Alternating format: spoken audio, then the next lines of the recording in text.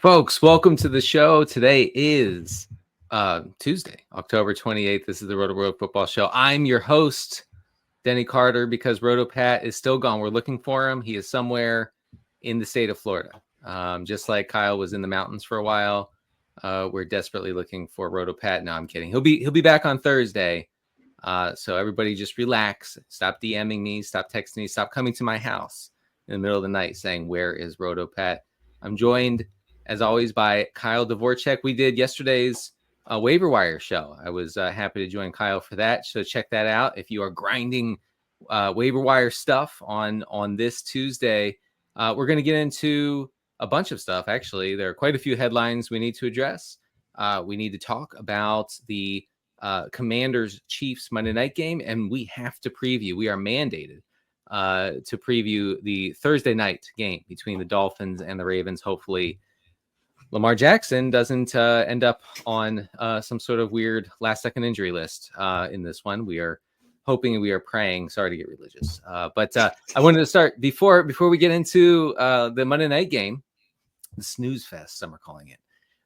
I wanted to ask Kyle if he saw any of the 7-hour baseball game last night, the World Series Game 3 between the Dodgers and the Blue Jays. Did you catch any of it, Kyle?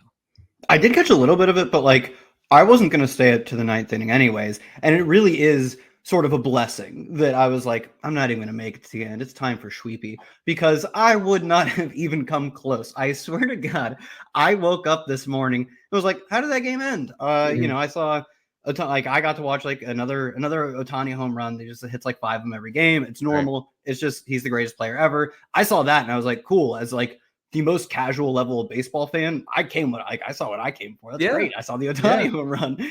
And then I was like, Google must be messed up, because it's showing me 18 innings. And it just, sometimes that happens. Tech breaks and it shows weird numbers. A 0 got misplaced somewhere. Nope. This game actually went to, I don't remember the number. Was it 18 extras 18? Or 18 total innings? Yeah. Okay. So I actually had a similar experience when I got up in the morning and I looked, but here's the thing that happened to me in the middle of the night, right? So I watched till the bottom of the ninth. And when it was going into extras, I said, well, look, I'm an East Coast dad.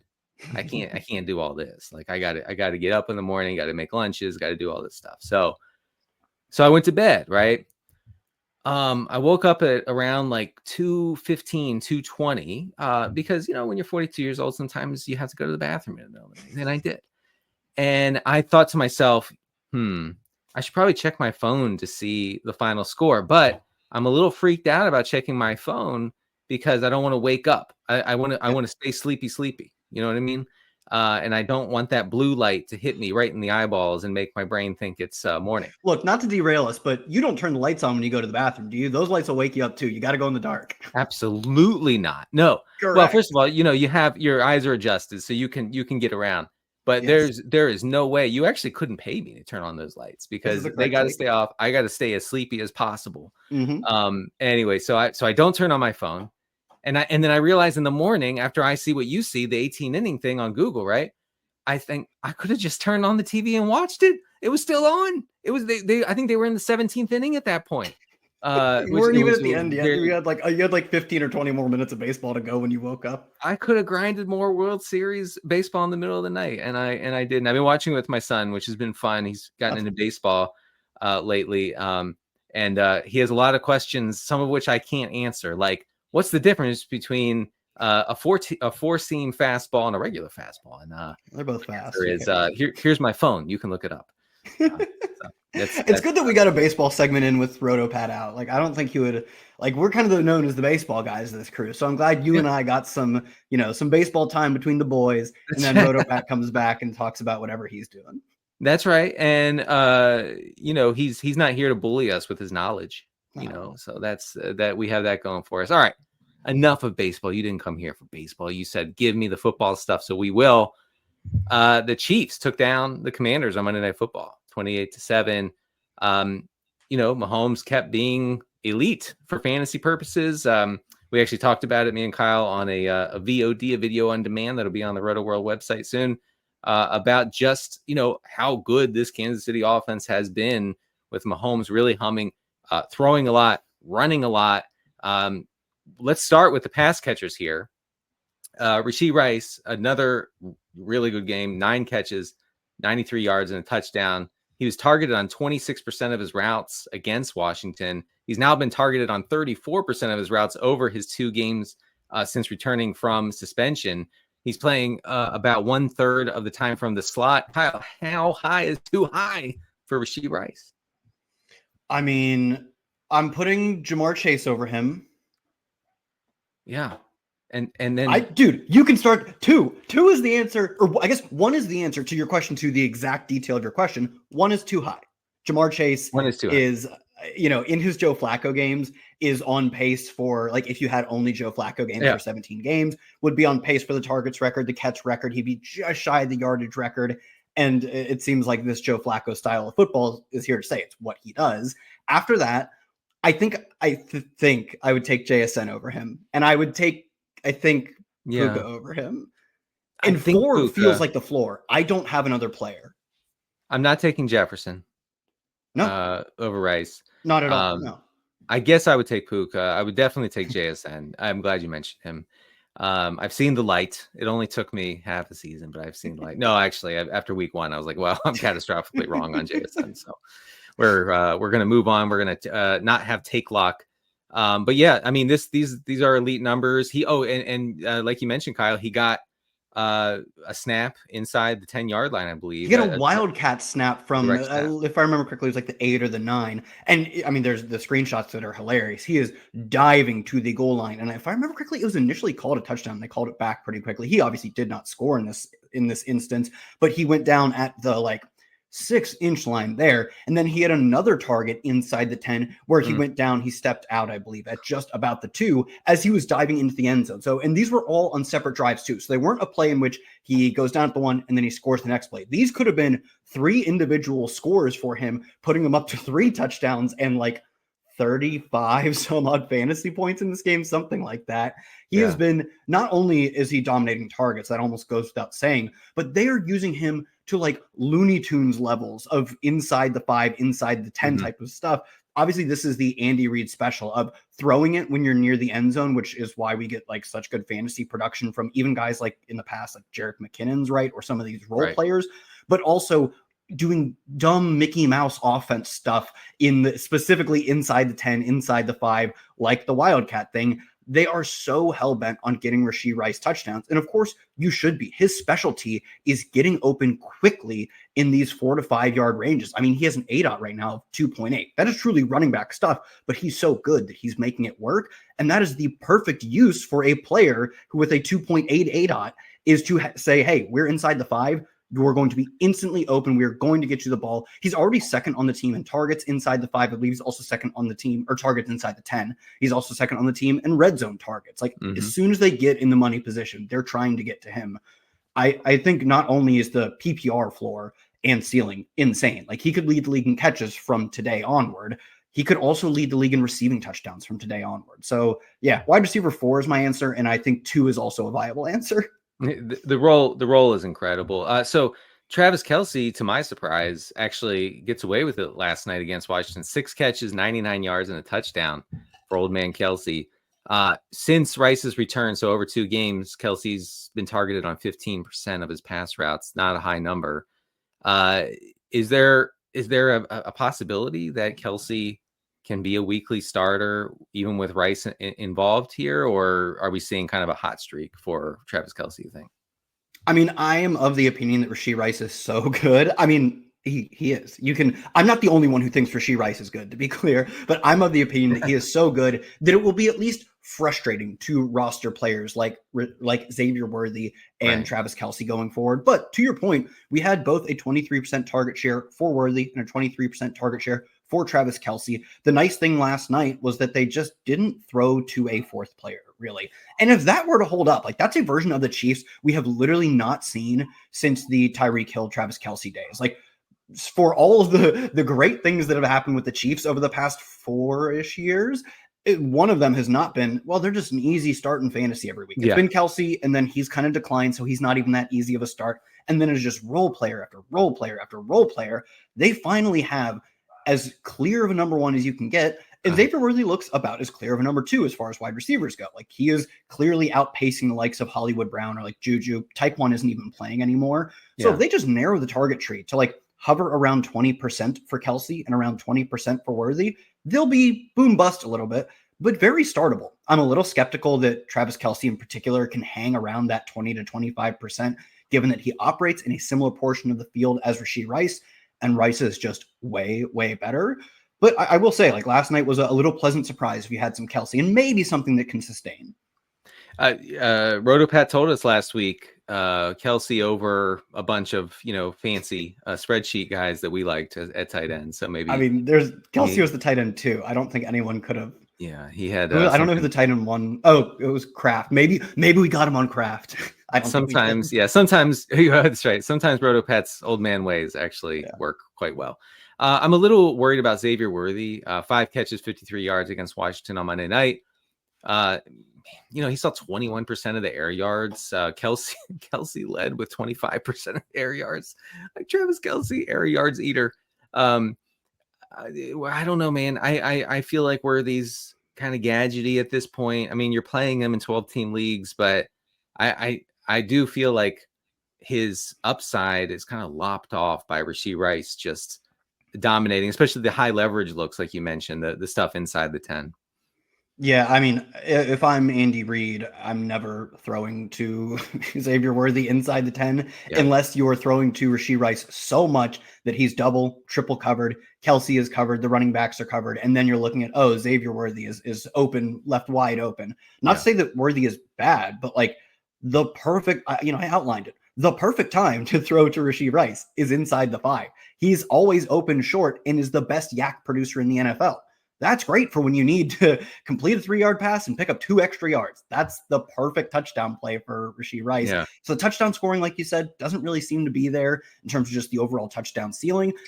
Interestingly, since Rashee Rice has returned, Xavier Worthy has logged his lowest and second lowest ADOT of the year. Right. And I think maybe that's sort of emblematic of just what the offense is going to do. We have such a gravity to what Rashee Rice does that like the offense just comes down a little bit because they can be so successful throwing less than 10 yards downfield. I know you had a note about the Patrick Mahomes ADOT coming down a lot last night. So I do think that even like the good outcome is maybe that Xavier Worthy reclaims his high ADOT, but he was really bad at that last year. Mm-hmm. If he continues with this short ADOT, he cannot compete with Rashee Rice for targets. Rice is just that good. So I don't know exactly what the win scenario is for him, albeit I think it's fair to say like maybe he just gets better at pushing the ball downfield. I think there's a chance that we go back to check down Charlie Mahomes here. 6.4 air yards per attempt against Washington on Monday night. It had been 7.4 headed into that game. It doesn't seem like a big difference, but it is. It's something to track. I'm not saying it affects Mahomes, in a big way, but those downfield shots that we were seeing earlier this year, that we were not seeing those against the Commanders. So something to monitor. Let's go to the Kansas City Tyquan backfield. Thornton didn't even play of note. I know it's like one of he's been good, like good in the sense of like they got him for peanuts. They literally just like signed him to the practice squad one day. Right. He's been good as a part-time deep threat, and he did not play. Like he played a handful of snaps, and he was the one guy on the team that reliably had those 20 plus ADOTs doing the clear out plus stuff. So I agree. I think a little more, if not a lot more, check down work from Mahomes, albeit like when you have Xavier Worthy as like a fun gadget player and he's only your number 2, and you have Rashee Rice as maybe the best yak producer in the NFL, check down Mahomes will probably also be really good. Yeah, we can get away with that.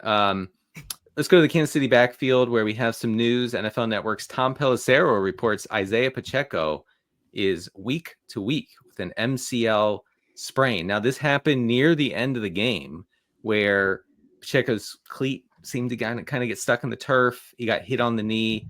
It wiggled a little bit in a way that made, I believe, Troy Aikman kind of wince in the booth. He limped to the sideline. He did not go in the blue medical tent. He got it checked out. They seemed, they moved his leg around. They kind of gave him the pat and thumbs up and said, "You're good." Pacheco got off the little gurney thing that they had and super pumped, right? We talked about it before the show. Like, Like Pacheco was like grabbed someone and was like, yes, like I'm good. I didn't tear my ACL. It turns out it is an issue. When a guy is described as week to week with an MCL, we can safely assume he's not going to play in the coming week, at least. So what does this mean for the backfield? I know, Kareem Hunt is probably the lead back here. Does it mean Brashard Smith finally gets, a sniff at some consistent action here? Smith only saw 4 carries last night against the Commanders, only ran 5 routes. Pacheco ran 25 routes. Hunt had 10 routes. So what does this do for Kareem Hunt, and what are you doing with Brashard Smith, Kyle? Yeah, I mean, like, I want to, right? I've drafted a ton of Brashard Smith. He was a fun prospect, and he's been fun in the NFL, primarily just because he's an interesting pass catcher. And I wanted to say, oh, it's wheels up for Brashard Smith. Of course, that's what I want. But I think the Chiefs have been so stubborn with their backfield that we can't just assume that we get even like half of the Isiah Pacheco role that goes to Brashard Smith. This is, of course, going to increase his carry totals. But if you set the line at like 8.5 carries, I think the answer is clearly under for him this week. The one sort of caveat in terms of I've been underwhelmed by Brashard Smith's usage because he just only plays in these very fun pass-heavy environments. When they actually just want to run the football, he completely vanishes unless it's the fourth quarter of a blowout like it was against the Raiders. Yeah. So with or without Isiah Pacheco in the lineup, my opinion has generally been like, if the game goes crazy, he can hit 8 PPR points. And let me check their schedule, and it's versus the Bills. It is the game go crazy of all games. Like, if there was a spot for him to get there with Isiah Pacheco in the lineup, it would be this upcoming game against the Bills. Now you're telling me we can probably pencil him in for at minimum 4 or 5 carries, maybe even 6 or 7. And he's probably going to play a very large role in passing downs. It's specifically the combo of the Pacheco loss, assuming he doesn't play this week, and the game environment that says, like, this is a very small window of its wheels up for Brashard Smith. I don't think he leads the team in carries. I just don't think he has to. He might run more routes, being more involved in the pass game. The Chiefs have a 26.75 point implied total against the Bills, one of the highest of the week. It should be a good environment, I think. Although the Bills environments are sometimes not great for fantasy purposes. We are talking about one of the softest run defenses in the league, and the Bills lost their run stuffer Ed Oliver to an injury. I'm not sure if he's going to play this week. It's something to monitor. Of course, I'm pretty sure it was like a torn pec or something. I think he's out for like a while. It's bad. Yeah, I thought it was bad. I didn't want to overstate it, but that's huge for me. Kareem Hunt, assuming Pacheco doesn't play, I think it's a safe assumption. Yeah. Kareem Hunt is a must play in 12-team leagues this week. No, I mean, I agree. It's not fun, but like last week, the Chiefs had a high implied team total and they were favored. You had to play him. This week, they're not going to blow out their opponents, we would assume, but they should, as you pointed out with their team total, should put up a ton of points. And it was already Kareem Hunt dominating, seeing almost every single carry inside the 5. Now there is zero competition for him to see all short down and distance work. He's just, at worst, a really good bet for a touchdown. But like you said, he's at best in a high-scoring environment in which the Chiefs, albeit they don't really care to run the football, should be able to do so with really good efficiency. Like you said, the Bills are not a good run defense. Yeah. So if you have the Kareem Hunt on your bench and you've been kind of agonizing over when to play him, now you can play him. Yeah, it paid off. All right. Let's go to the Commander side of the ball. We can be quick with this because no Jayden Daniels. I'm not sure how instructive this is going to be. And Jayden Daniels is expected to be back for week 9 against Seattle. Let's start in the backfield for Washington. 9 rushing attempts for Ja'Cory Krosky-Merritt, only 1 for Jeremy McNichols, 8 design rushes for Marcus Mariota. So that's something. 8 of the worst that I've ever seen. The hurdle, the non-hurdle. The non-hurdle. Oh no. Oh man, that was tough. That's tough to watch, Very tough to watch. I root for a guy like Mariota. I mean, he's stuck with it. He's bounced around. To see him try to hurdle someone and be rejected in that fashion, it hurt me. Yeah, so but here I think here's a little bit of a story developing. McNichols is the pass catching back, it seems. 6 targets on 18 routes against Kansas City, That leads the backfield easily. JCM had 0 targets on 13 routes. JCM, by the way, runs like some routes every week, but is never targeted. So just for whatever that's worth. So McNichols becomes a deep league ad. I think McNichols clearly would be the RB1 in Washington if Bill, as the kids call him, were to go down. Is that too big of an assumption for you, Kyle? I would assume we would just see Chris Rodriguez kind of fill in that role in the same way that like Brian Robinson was out and was traded. And eventually it's like, yeah, it's very clear JCM is a 2-down guy. I think they saw both Eckler and Jeremy McNichols as the long down distance, 2-minute drill passing down type player. And then they've had this sort of army of various options for the early down stuff. Early in the year, frankly, it was a shocking amount of C-Rod on the early stuff. Then JCM took it over. I think they've siloed their positions in a way that like also strikes me as very Cliff Kingsbury, where he is extremely rigid in how he views his offense. I mean, you think like iconically of him, like DeAndre Hopkins, I forget it was left or right side, but he's like, DeAndre Hopkins, not only are you only ever going to play on the outside, you will only ever play on one side of an outside alignment. He's typically done that with like Terry McLaurin too. He did last year. Obviously McLaurin hasn't played a lot this year. So I think he has his backfield relatively siloed in the roles they have. I will say, like, obviously if anything happened to JCM, you would expect some more carries from McNichols, but I do think C-Rod would just like pop up for 11 carries or whatever. To your point about JCM not catching passes, he ran 43% of the routes last week. What does this say? Rotopat actually sent me his binoculars. 0% target share. Zero. He's a good between the tackles player, but for fantasy purposes, it is crippling for him to not have any role in the passing game. I mean, obviously when Marcus Mariota's under center, it becomes tenfold of a problem. But even when Jaden Daniels is under there, you are so reliant on the long run that I think as we get, like last week was the Buymageddon, the Buypocalypse. I think as we continue to get teams coming back from binds, we get some of these backfields sorted out. I don't know if you can even call him an RB2. It's like he's good for 13 carries and he's not even good for 1 catch. Yeah, it's not going to work out the way we had hoped. I think that's pretty clear by now.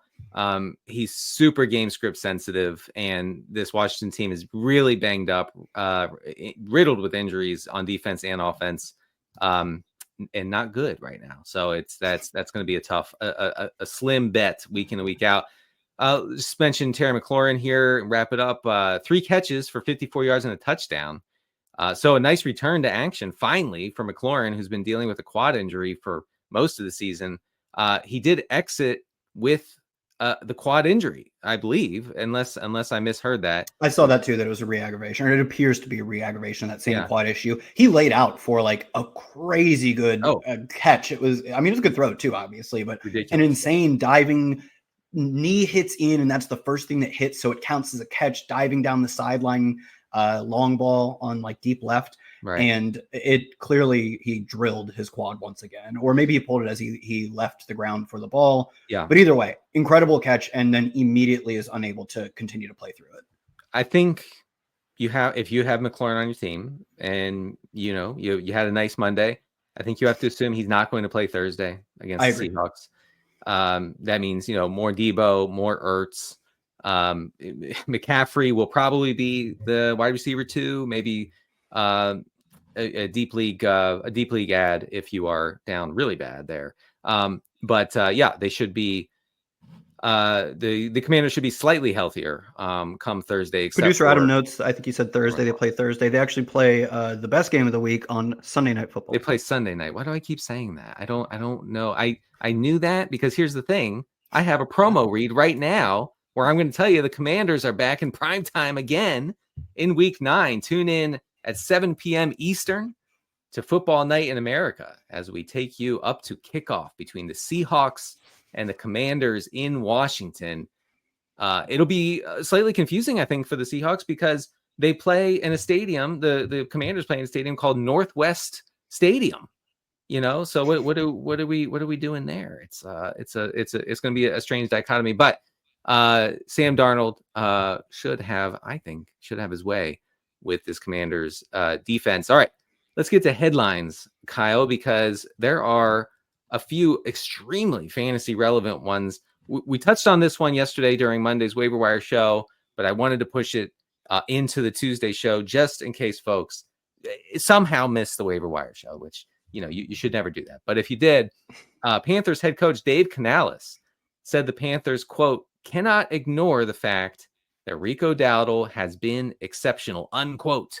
Canales said that he has not had the, I'm guessing, difficult discussion with Chuba Hubbard, quote, what it might possibly look like with him taking a lesser role. I believe he noted too, he's like, Chuba's been a great player for our team. And he continually talked about like what Chuba has done in the past tense sense of what Chuba is for the team, which like, obviously you can only read the tea leaves so much. But we talked about this on Monday, to your point, and there are some teams, and it seemed like for a while the Panthers would be one of these teams, that they just believe in their backfield being structured a certain way no matter what. I mean, we just talked about the Commanders too, in that the Seahawks are this way. They have their between the tackles grinder, get the short yardage and get the touchdowns, Zach Charbonnet guy, and he's not that efficient, but he does exactly what they want him to do. Right. Then they have Ken Walker, who is in general, I mean, by all the numbers, more efficient, but they do not want him for, I think, a variety of reasons, picking up 20 carries in a game when Charbonnet is healthy. It looked like, given how well Rico has played and how poor Chuba has played this year, that this was one of those teams where they didn't care too much about the efficiency, the spreadsheets, and they said, we like our backfield this way, we're going to leave it that way. But I credit to Dave Canales for both not being stubborn. I still think 2 games is like kind of stubborn from him, but frankly, 2 games of being wrong and then immediately correcting yourself is like an NFL record. So it could be worse. It could be so much worse. Credit to Dave Canales for not only seemingly making a change to give, by all accounts, the more productive right now. I don't even know if you want to say more talented. Maybe something else is going on with Chuba. I don't want to say maybe he's not healthy. He came back from an injury and didn't look that good. Yeah. Credit to him for not only probably making this change, like shout out to him for just telling us it's going to happen. Like the fantasy and bio people really needed to hear this from the horse's mouth. It is nice because on some teams, the 49ers, perhaps the Raiders, I'm thinking you would just find out on the first snap on Sunday. Like that's when you would find out that there's been a major shift in the backfield. I have some stats just to illustrate what Kyle's talking about with the difference between Rico Dowdle and Chuba Hubbard. Who we do support here on the show. We like Chuba Hubbard, but he's been banged up. I don't think he's 100%. Canales kind of sort of hinted at that in his comments about the backfield. Anyway, Rico Dowdle, 12th in rushing success rate this year. Hubbard down at 22nd. That's not a huge difference, but here's the huge difference, Kyle. Dowdle is 12th best in missed tackles forced per carry. Hubbard is 50th out of 50 qualifying running backs in that category. And Dowdle is second in yards after contact per rush. Hubbard is 43rd out of 50 running backs. So, Hubbard is, by the spreadsheets, one of the least efficient running backs in the NFL this season. And Dowdle is not. In fact, he's quite good. I don't think that Hubbard's completely going away. In fact, I agree. I would think that they'll still split routes. If not, Hubbard has a lead in that part of the game. But as far as rushes go in one of the run heaviest offenses in the league, it appears to be Dowdle going forward. So we said on the waiver show, you can't drop Dowdle, like no matter what. And I hope you didn't, or I hope you won't, because he's gonna take the lead back role starting in week 9. Yeah, I was looking into this line of stats for Saquon Barkley, actually, which I guess maybe won't come up till next week. But on plays where the running back gets past the line of scrimmage before being contacted, basically they're not getting stuffed, Rico Dowdle leads the NFL in yards per carry. Basically, if he gets a hole, he has been the most explosive back in the NFL this year. And Chuba Hubbard, on the other hand, is not quite last place. He's a few spots from last place, but has one of the lowest yards per carry when he gets at least more than 0 yards after contact, which is to say, even when things are opening up for him, he's just not making the most of it. So I think that's got to be somewhat frustrating if you're a head coach and be like, even when the play goes, I don't want to say as designed, right? You get hit just past the line of scrimmage. It's probably not play's design, but in general, lopping this off into the play goes roughly as designed, and you still can't make much of it. A change almost has to be made when the alternative is you make the most of it. I mean, Rico quite literally is leading the NFL in yards per carry on these plays that I grouped out. So I think this is something that just had to happen. And maybe the time of getting fewer carries will, it should in some sense help Chuba get healthy. He's under contract for like 2 or 3 more years. They signed him mid-season to an extension last year. They could obviously cut him at some point, but for now, at least the team is probably planning as if he's not going anywhere. And Rico, they at least would have to re-sign. He's only on a 1-year deal. So in the long term, I still think they want Shough to be a thing. And to your point, I think it means he won't go away. Maybe they rotate series still, but we're trending from a Shough gets the start, he gets a series, Rico gets a series, back and forth, to Rico almost certainly getting the start this week and probably getting at a minimum a 2-to-1 kind of series split. And like you said, TBD on who gets the routes, but in general, I think Rico's been a better pass catcher as well. Neither have been elite as a pass catcher, but Rico, I believe, has had a meaningfully higher yards per route run. I do think at this point, who did they play this week? I don't think we had that. It's a horrible atmosphere, horrible environment. They're 12.5-point dogs against the Packers. The Packers have one of the best run defenses in the NFL. They actually, the Packers are the most extreme pass funnel defense in the league, and it's not even close. And so, okay, yes, you get Dowdle as lead back. Congratulations. It's the worst possible game. What do you think, like, the rank is for him? I still think he has to be a top 24 running back. He looks like a really special talent. And I kind of think he might get a little more of the passing game work, especially in a spot where, like, they're going to need to find, like, explosive plays to come back. They're probably going to lose, right? You said they're massive underdogs. I think maybe we will see some Chuba Hubbard, but for whatever carries they do have, it's going to be Rico favored. Even for the routes, like, kind of my hope is that they also give Rico some routes, and he's been explosive in some sense on his routes. I think he has to be a top 24 back, right? He's good, and he's the lead back. Boy, that's a crappy spot, though. It is. It's a bad spot. We're going to find out how game script sensitive Dowdle will be in this role. That's exactly what we're going to find out. But I think you got to start him. Well, in 10 I think you do. I think you do. In a 10-team league, you probably don't, but a 12-team you do. Maybe. In 14-team, you've never been happier to start anyone. Yes. All right. Let's move on to the Falcons. I just want to mention quickly that Michael Penix and Drake London are listed as day-to-day ahead of the team's Week 9 game against the Patriots. We won't spend much time here. I just want to note that Kyle Pitts, like, off the charts usage last week with Kirk Cousins under center. That's just something to note. Darnell Mooney, kind of the de facto wide receiver one. He did get a pass interference called on him on, like, a possible downfield reception. So I wouldn't totally give up on him, but overall, I mean, this Falcons offense takes such a hit that, honestly, as we saw last week against Miami, it affects Bijan Robinson. Like not even he is immune to this sort of thing.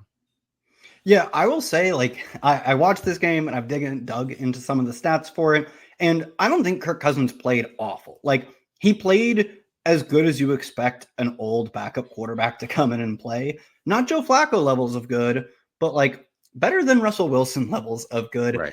On the week specifically, he was 20th, I believe, out of 27 quarterbacks in EPA per play, which, again, like, that's below average, but it's not pathetic. He was 15th in completion percent over expected. PFF graded him as their number 17 passer. He was a mediocre starting quarterback, exactly what you kind of expect from him at this point in his career. And Michael Penix this year has a lower completion percent over expected, a lower PFF passing grade, a higher EPA per play, because he is actually aggressive and can win downfield, whereas Kirk Cousins could not get home downfield. It was the only stuff that worked was checkdowns to Kyle Pitts, which of course boosted the completion percent over expected numbers. And a lot of them were like, third down, we need 7 yards. What about 4 from Kyle Pitts? And they didn't, obviously that doesn't help the spreadsheets go burr in terms of EPA per play and in terms of overall offensive success too. Intuitive stuff would tell you it's also not that useful. But I will say, like, he seems capable of feeding his number one receiver, or in last week's case, his number one tight end playing wide receiver, essentially. Yeah. If he were to start any more games, and hopefully Drake London is back, I think it's just business as usual for Drake London. With Penix back, it's an improvement for the offense, but I think we can all say, like, Penix hasn't had a breakout year by any means. He's been bad. No, he's third worst in completion rate over expected. If you look at some of the more advanced stuff, that when he is moved off his spot, okay, like when he has to leave the pocket, he's the worst quarterback in football. And it's not, there's no one even in the realm of Michael Penix. So I don't know. I mean, this is a larger discussion, but I don't think Penix has proven that he's the future of the Falcons this year. And I think that they should be skeptical going forward. But keep it locked to Rotoworld all week for Falcons injury reports. We're going to be updating you on Penix and London as they hope to play against the Patriots this weekend. ESPN's Michael Dvorchak believes Travis Hunter could start, quote, getting the wide receiver one treatment from the Jaguars in the season's second half. Dvorchak continues, that's partly due to his playmaking and run after the catch ability, but also because Brian Thomas Jr. hasn't played at that level all season. Ouch, first of all, for BTJ, who, we're, again, lots of injury stuff to look into this week, look into powerfully. We're going to do it. We always do it. BTJ left the game 2 weeks ago with a shoulder thing. Kyle mentioned on the Monday waiver show that, this is the same sort of injury he struggled with for a while. Maybe it flared up. And so are you buying, if Thomas is back in the lineup this week, are you buying Travis Hunter as the wide receiver one in this offense? I still if you make me guess who gets more targets from week 9 onward, I would still say Brian Thomas Jr. But at week, let's call it 6. At week 6, I would have called that like a 90-10 bet. Like Brian Thomas Jr., Travis Hunter has not played well. At that point, he wasn't running 100% of the routes. He basically did get up very close to that point in week 7. So at that point, wasn't earning a ton of targets, wasn't running 100% of the routes, and wasn't playing particularly well either. I was like, BTJ was actually having a rebound at that moment. I would have called it a 90-10. At this point, it's 55-45 because BTJ, once again, as soon as it felt like he was back, he had put the drops behind him and the poor play at the point of contact for contested catches.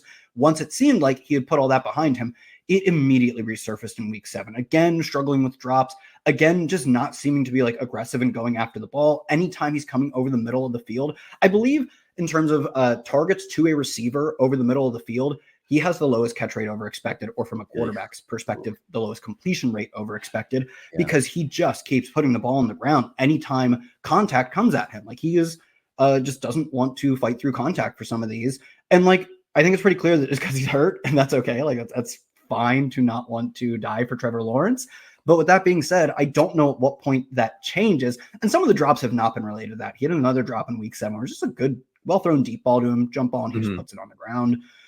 At some point, the Jags have to see what he is doing or what he is not doing and see that they spent the number 2 overall pick on a wide receiver who broke out in week 7 before their bye and consider making a change. I don't think it's a lock that they have made that change yet, but they also went to 31% of the first read targets going to Travis Hunter in week 7. He had I believe his highest route rate or close to it of the entire season. It was the most he's ever been used as this team's wide receiver 1. And we know historically rookies coming out of the bye typically see a bump in their work compared to their pre-bye numbers. So all of the arrows or dots that you can connect would say Travis Hunter's role should grow. I still think we have to give some credit to BTJ. 1, he's still dominated targets this year. It's just been very inefficient with them. And 2, was still really good as a rookie. But where are you at? I'm 55-45 on BTJ, more targets rest of season. I would say the same. So this report from ESPN mentioned Hunter's after the catchability, and I got really huffy about this, because in my, I wrote a piece about Travis Hunter a few weeks before the draft, and the question, can he really be an elite wide receiver in the NFL? And part of my argument was that all this talk about how good he is after the catch, the numbers did not bear that out at all. His yards after the catch per reception were below the median, for the receivers in the class. Now, so I got huffy and I looked it up, and so far I'm pretty wrong about how he's been in the NFL. He actually ranks 20th in yards after the catch per reception through week 8, or I guess week 7, because that was the last game. And then when you put him in the slot, Hunter's at even better yards after the 12th in yards after the catch per reception.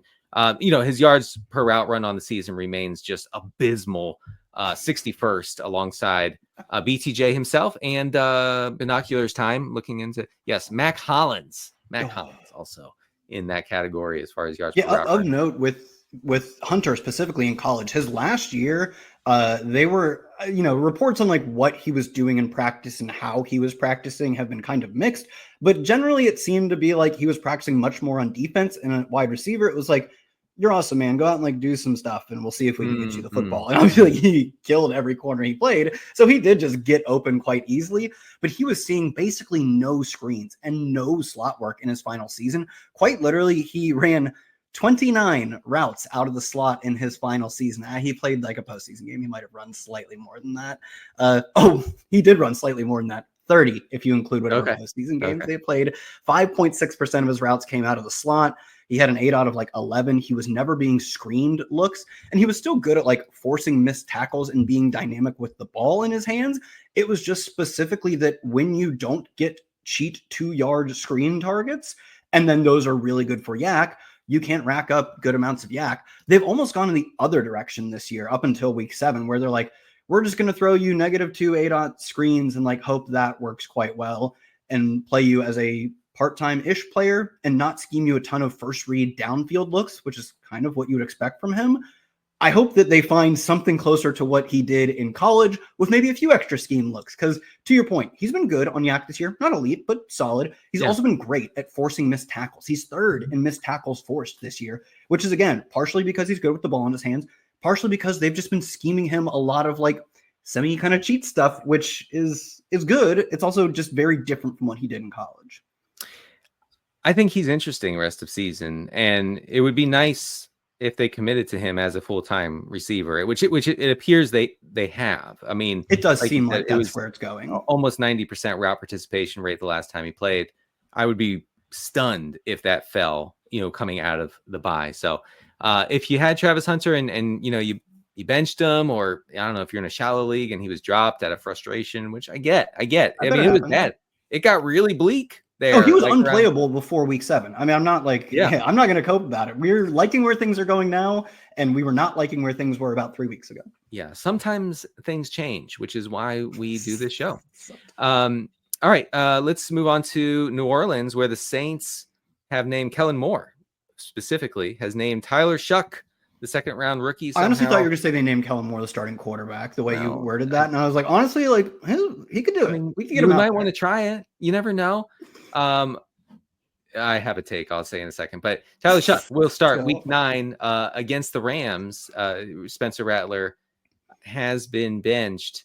Honestly, I don't think that this is like a huge hit for the pass catchers, but I don't think it's an improvement at all. If you look at, Shough's numbers from last week when he came in for Spencer Rattler, he was 10% below his expected completion rate. Only Carson Wentz was worse on the week. Rattler was 2% over his expected completion rate. Really, what happened here?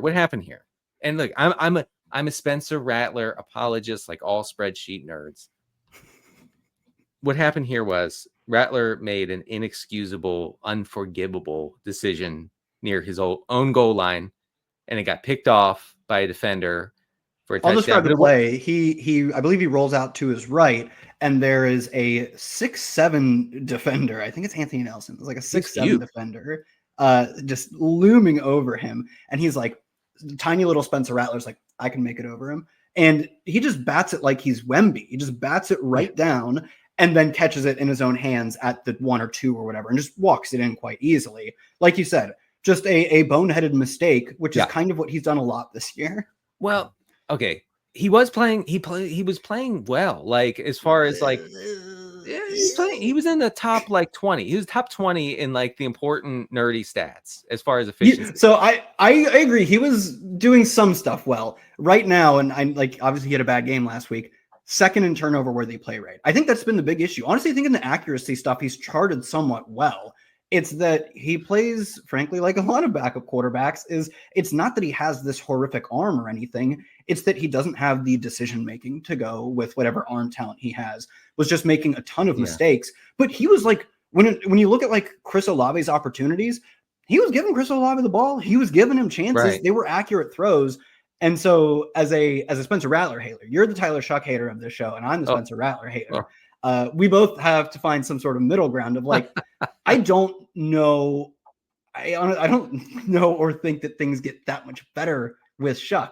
As a Rattler hater, I have to admit that. Rattler was like, I'm going to throw 2 picks a bunch of times. I'm also going to give Chris Olave 10 catchable targets. And I like that for Chris Olave.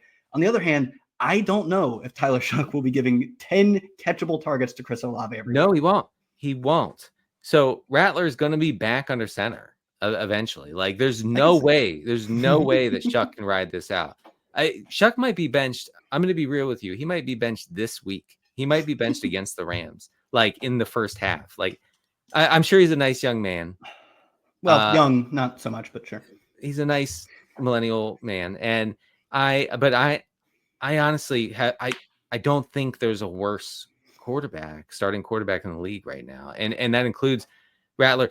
Rattler's mistake was making that boneheaded decision and then getting trucked by the defender. So there was a level of humiliation, I think, that animated that play where, in football culture, I feel like that's like intolerable. Like you threw the pick and then got trucked by the defender, like thrown off of you like a child trying to tackle. It was a little bit like uncle at Thanksgiving, It was a little bit like who was. I mean, it wouldn't have been Khalil Mack. Who was the defender that destroyed Mac Jones on that faded lateral play? Oh, yeah. Well, he was a former Patriot, right? Or no? Chandler Jones? Oh, I think you're right. You're right. It was Chandler Jones. Good Chandler Jones. Oh, yeah. Man, that was such a beautiful play. Yeah. So that if it had just been a regular pick six, I feel like Rattler would not have been benched. But it was that kind of play, and I get that. Anyway, Shough's going to fail. I'm sorry to say. The middle ground here, you said we have to find a middle ground between Shough and you and Rattler. You know what it is. It's Taysom.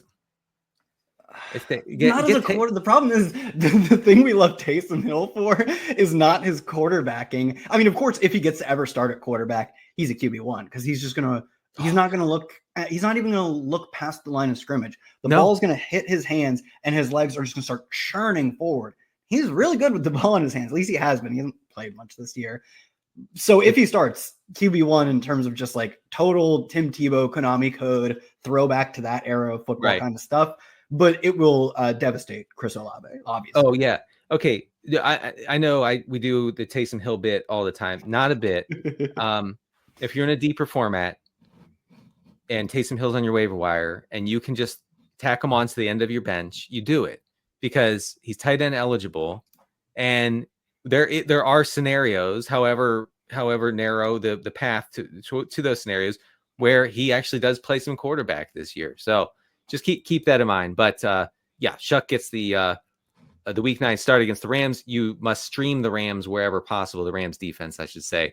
All right, let's go on to San Francisco. The 49ers say that it is too early to say whether Brock Purdy will play in week 9. Kyle Shanahan didn't close the door on a potential return to the game day roster for Brock Purdy, but also wasn't overly confident in Purdy's status, adding that the team would, quote, see how he's doing on Wednesday. Shanahan basically told you folks to keep it locked to Rotoworld. That's what he said. That's what the media won't report. He said, keep it locked to Rotoworld for the latest on Brock Purdy. I would think Mac Jones gets another start here for the Niners. He's streamable, he's super flex viable, all that good stuff. This Purdy thing's kind of weird though. Like it's taking so long for this guy to get back. It's a little weird. And I agree. I think we are fairly likely to see Mac Jones again this week. Obviously, Shanahan is like among the most mercurial coaches in terms of how they treat their team's injuries and how they communicate that to us. So look, we could come out and get 3 full practices and Mac Jones is back to the bench. I don't know, but like you said, it looks like at least Mac Jones will get one more start. And if you're the 49ers, you're probably relatively comfortable giving Mac Jones as many starts as possible, given that he is like 4-2 as the starter. He might not be as good as Brock Purdy, but he does the stuff Shanahan wants him to do well. Right.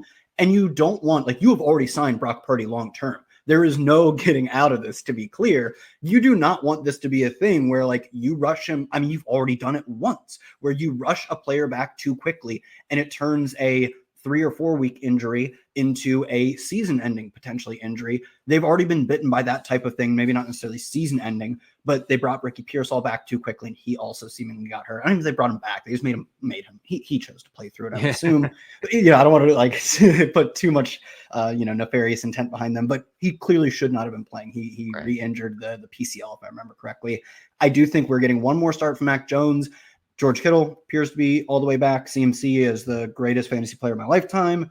Juwan is just continually playing through 100 different injuries. 3 different injuries. All right. Just want to say this, and then we'll move on. Niners have a 25.5 point implied total against an injury marred Giants defense this week. Mac Jones is in play in deeper formats. All right. The NASCAR championship is at hand, Kyle. I bet you didn't know that. Maybe you did. 4 final contenders line up in the Phoenix Desert, and only one will be crowned champion. The NASCAR championship from Phoenix this Sunday at 3 p.m. Eastern, only on NBC and Peacock. All right. We're going to talk about the Thursday night game between the Ravens and the Dolphins. John Harbaugh said on Tuesday that, quote, he is very confident Lamar Jackson will be available for Thursday Night Football. This came after some weirdness where he was expected to play this past week against the Bears. The Ravens may be under investigation for they are. It's under reviews, I believe, like the official terminology. He was a full participant on the official injury report as of Friday. Then it's later reported that I think it was NFL Network team report, but I'm sure there are multiple reporters on it, that he ran with the scout team on Friday, which is like a polite way of saying they were easing his reps. He's not going to play this week. Like they were still letting him get out there and get reps in. It was not in preparation for him to be the starter. And then as soon as that report happens, he is retroactively listed as limited on Friday and ruled out per the team's like official Twitter account. So, I mean, it has been reported they're under review for that. It's standard practice for the NFL to review any sort of change or retroactive change to the injury report. But like, I think they'll probably get fined for it. They just lied. They very clearly just lied to us about the injury report. Whether it was an honest, like maybe honest mistake could be an excuse for them, but mistakes get fined anyway. So I do think he'll be back this week. I think for as much shenanigans and tomfoolery as we saw last week, I think that was the end of it. I believe we'll get Lamar Jackson back, and I believe they'll go scorched earth against the Dolphins. Well, Vegas seems to think that he will be back. A Dolphins-Ravens game has a 50.5 point total. That's the 4th highest on the week right now. Miami is a 7.5 point underdog. I wanted to mention Zay Flowers running cold. He's going to be in the regression files, which comes out on Wednesday. If folks want to check that out on rotoworld.com. Zay Flowers has 1 touchdown this season on 55 targets. Part of that, Kyle, is that the Ravens never pass the ball inside the 10, or very rarely, I should say.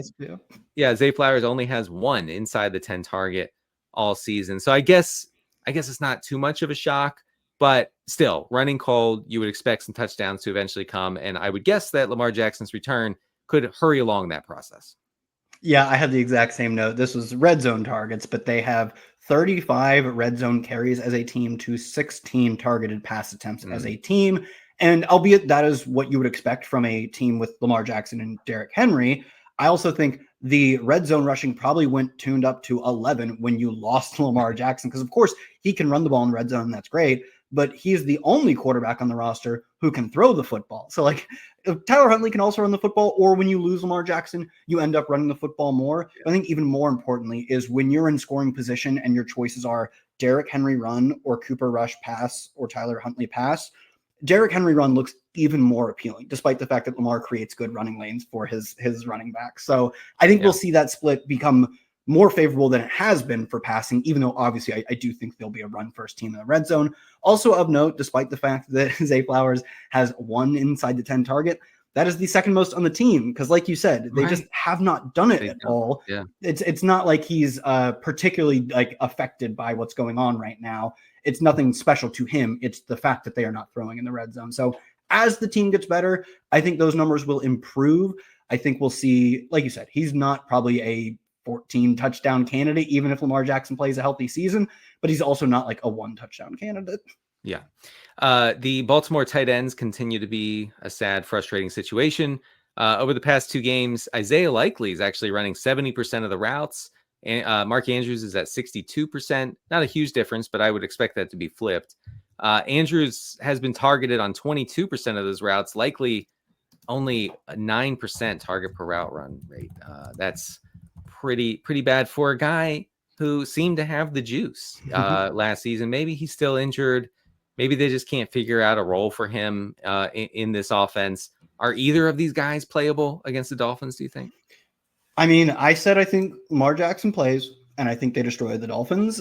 If you tell me a player on that team is running even 60% of the routes, the lesser half of the routes, which is Mark Andrews, and he's more productive to be fair, but even if you're giving me just 60 to 65% of the routes, and I think they're going to hang 25 to 30 on the Dolphins, that guy's startable. Isaiah Likely feels a little more squeamish because, like you said, the routes have not been the issue. It's that when plays happen, quarterbacks do not see him and throw him the football. Right. Maybe that's been an issue for the quarterbacks, right? Because I think he's a good player. Or maybe it's that he's banged up. Or maybe it's just that Mark Andrews right now is the only tight end they have eyes for. In fact, he's like not even playing tight end. They just play him as a big slot receiver every single week. So maybe, some blame has to be put on Isaiah Likely. But like I said, I think in the long run, he's a good player. He was incredible last year, even as a backup adjacent tight end. And this year, things have been very unfavorable to him so far in terms of gets injured in the offseason, doesn't show up till I think week 2 or 3, if I remember correctly, might still be a little banged up. And mostly the only version of this Ravens offense he's known this year has been Cooper Rush and Tyler Huntley versions of it. So he's getting not only a bye week to rest up the maybe a lingering issue from the offseason, but also a bye week in which his quarterback, or I guess one more week in which his quarterback comes back, the MVP caliber quarterback compared to Cooper Rush and Tyler Huntley. So I think I hope that this, he got a little bit of rest. It wasn't like last week. It was 2 weeks ago now, I believe. Lamar Jackson is now almost officially back. If you were ever going to get a good game out of him, it is kind of now or never. 2 quick notes on the Dolphins. I wanted to note that Malik Washington, only 4.6 air yards per target. We talked about on the Sunday recap show that he's just being targeted relentlessly at or around the line of scrimmage. But he's been targeted on 27% of his routes over the past 2 games. Jaylen Waddle has been targeted on 22% of his routes. That's just a interesting note. If the Dolphins are forced into a pass-heavy script here, which I think is likely, then Washington maybe becomes something of a PPR scam. And I wanted to mention, maybe don't get carried away with Ollie Gordon. 10 carries for 46 yards against the Falcons, an unbelievably positive game script. He had 1 catch on 1 target for 1 touchdown. We that's cool, but that sort of stuff is kind of an illusion. In Miami wins this year, Gordon is averaging 8 rushes per game. In losses, that drops all the way down to 3.5. So don't get too cute, I think, with Ollie Gordon. Anything else on this game, Kyle? No, this is your note. I believe this is your note that you didn't read that I'll just steal because you didn't use it. Jaylen Waddle, 72% of the air yards in week 8 versus Atlanta. They didn't have to pass the football out. Like you said, they absolutely routed the Falcons. But when they did, and when they wanted to move the football, it was all Jaylen Waddle. And part of the reason he doesn't have this elite targets per route run is that anytime they want to move the ball 10, 15, 20 yards downfield, they are sending him out to run those deep routes, and you just naturally don't get targeted when you're running the most high-value routes. Defense also won't stop the high-value routes. So I think if in a game where they're playing catch-up, maybe his ADOT comes down a little bit, the targets per outrun goes up, or in a game where if they keep it competitive and they are sort of getting away with it against a Ravens defense that I think you pointed out a week or 2 ago, you can pretty much beat them however you want. Of course, Bears didn't do that, but most teams have generally had success both on the ground. The Bears moved the ball. They moved the ball fine. Sure, they actually did. They couldn't cash in the red zone. Yeah, actually, you're right about that. They did actually move the ball quite well. So I think there is a sort of elasticity to Jaylen Waddle's usage that some games it'll be not a ton of targets, but a ton of high value targets proportionally. Or other games, maybe they don't get him going for these 30, 40 yard touchdowns, but he'll catch more passes. And I totally agree with Ollie Gordon, completely unplayable this week. They're going to get stopped. All right. That'll do it for today's show.